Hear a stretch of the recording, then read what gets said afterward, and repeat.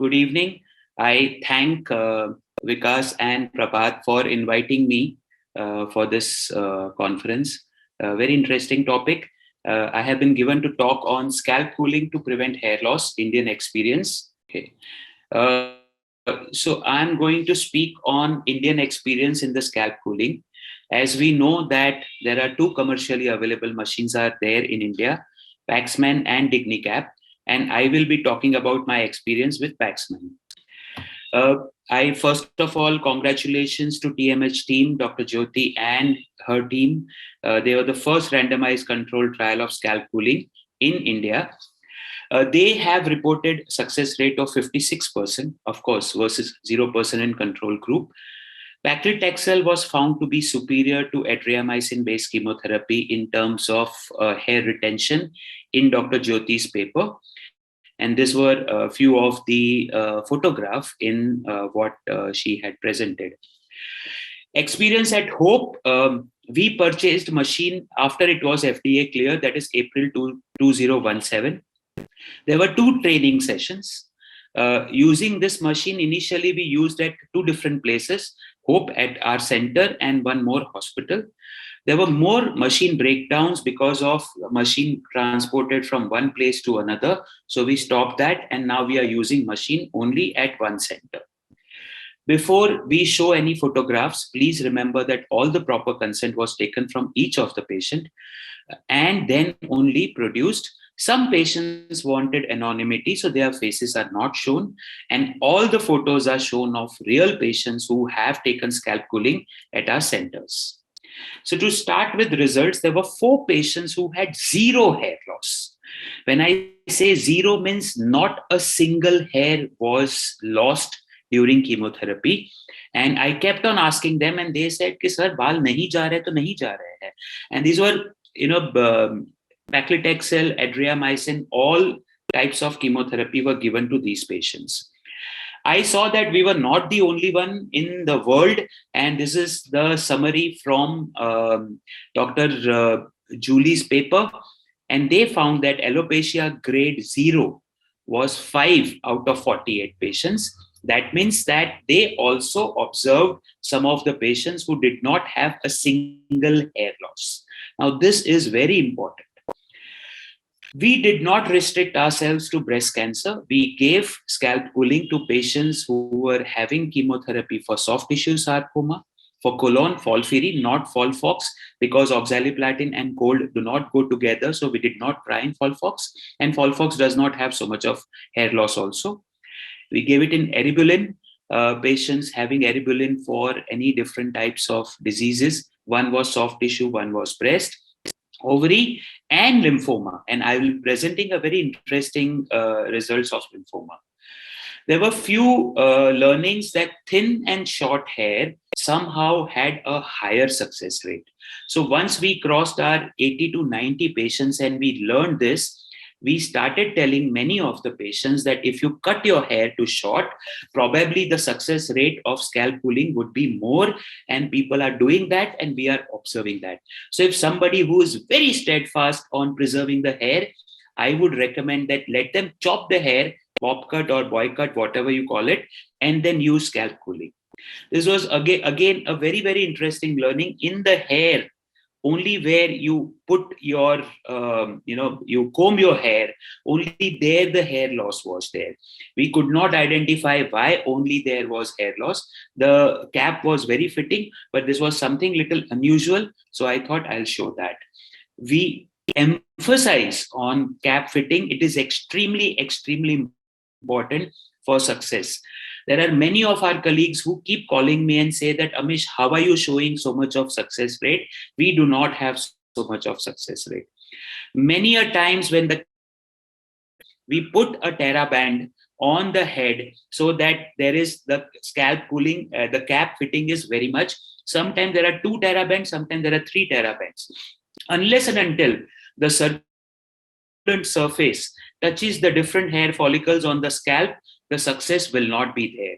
There's a lot of effort required. This was very interesting. So I thought I'll just put in that nothing any significant.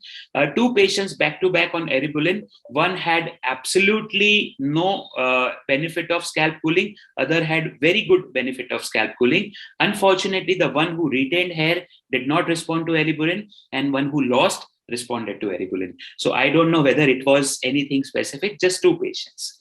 In terms of figures, we have defined success by two parameters: visual impression and patient satisfaction.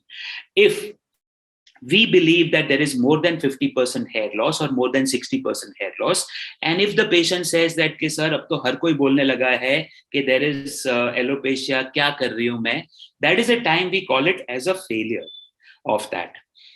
But the most important thing what we realize is the patient satisfaction. If patient is satisfied and patient says, sir, 70% baal gaya hai, koi problem nahi, but I want to continue with the scalp cooling, and we continue with the scalp cooling because that is most important. Now, the numbers. Total number of patients for scalp cooling so far where we have analyzed are 145 at Hope. There were 5 males out of this, 140 were females. Females with breast disease or breast cancer was 122. There were 2 patients cooling after 2 cycles. Both had severe headache. One had sinusitis. So they both refused scalp cooling after 2 cycles. We had a success rate 76%, and 76% is defined as patients who retained visibly good hair and were happy with the results. Out of 122 patients with breast cancer, 75% retained visibly good hair on their head. We have had both adriamycin-based chemotherapy, good results also, and bad results also. Just presenting 2 young girls. This was the scalp after 4 cycles of adriamycin. I could not believe. This is amazing. I felt that something is wrong, probably the drug, anything to do with any quality. But after the 3rd cycle of paclitaxel, there is the 7th cycle, both of them started losing hair in bulk. Fortunately, both of them continued scalp cooling because by that time we had data from UK and we also had data from Dr. Jyoti Bajpayee's paper that the hair regrowth at the end of scalp cooling, even if you have had hair loss, is faster as compared to when you stop using. So we continue using that. Just wanted to present few new experiences which have not been reported so far based on my knowledge from India. One is scalp cooling in lymphoma. This is not NHL, both lymphoma, Hodgkin's and non-Hodgkin's, and scalp cooling in geriatrics. Although FDA has not approved this, and this is an off-label indication of using scalp cooling, there are many centers in the world which are offering scalp cooling in lymphoma. And I have named 17 to 18 centers in Europe which are regularly using scalp cooling in lymphoma. And there are many more. In fact, I was told that 51 centers in Europe are offering scalp cooling in lymphoma. At our center, experience of scalp cooling is 12 patients of lymphoma we have used. 9 were Hodgkin's lymphoma, 3 non-Hodgkin's lymphoma. 9 on 9 retained hair on their head on ABVD. Now, people can argue that ABVD causes less hair loss, but it does cause hair loss, and some of the patients look bald.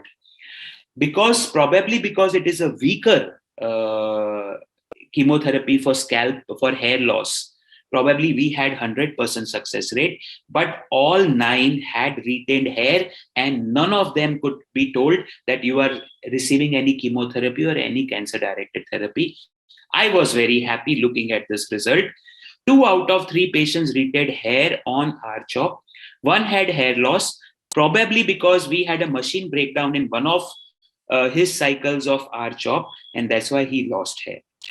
Second interesting population, I analyzed geriatric populations, and we had 18 patients who were above 65 years of age, 11 breast, 5 ovary, and 1 colon cancer. In addition to that, one patient was suffering from Hodgkin's lymphoma. Out of the 9 patients, one of the elder patients, we had equal success rate as younger counterpart, 70 to 75% success rate. And if you see from my right hand side of the screen, 69 years, 70 years, and 71 years. And this all the photographs are taken by their consent, and this is at the end of their chemotherapy. One lady on my right hand screen post FOLFIRI 6 cycles. In the center, 18 weekly paclitaxel post ovary, and on my extreme left, 16 cycles, 12 weekly paclitaxel followed by 4 AC in case of breast cancer. This is the picture, and they all were so happy after this result. This is something which I had only 2 African origin patients. None of them had a single hair loss on the scalp pulling. Both were suffering from breast cancer. 4 AC, 40 because they wanted to go back home, and that is why, but they did not have a single hair loss. So is it of racial origin? I do not know. Where scalp cooling has not worked in my center, whenever we have given full dose docetaxel, that is almost 6 to 7 patients I have tried with 2 weekly or 3 weekly docetaxel, and it was a complete failure, and all the patient had more than 90% hair loss, maximum after 2 cycles of docetaxel. Multiple day chemotherapy, although again this is an off-label, have tried in 3 young patients. IFOS adria, especially I remember. One was cisplatin etoposide. They begged and they said, we do not want to have hair loss, young females, but it was a complete failure. After that, I have offering multi-day chemotherapy scalp cooling, because at the multiple centers it does not work. It is off-label, and my personal experience also has been that it is 100% failure in that. So these are the 2 indications where scalp cooling does not work. With that, I would rest and I would close my lecture. And special thanks to our staff who helped. Without that, nothing could have been achieved. And thank you from our HOPE team. Thank you so much for this.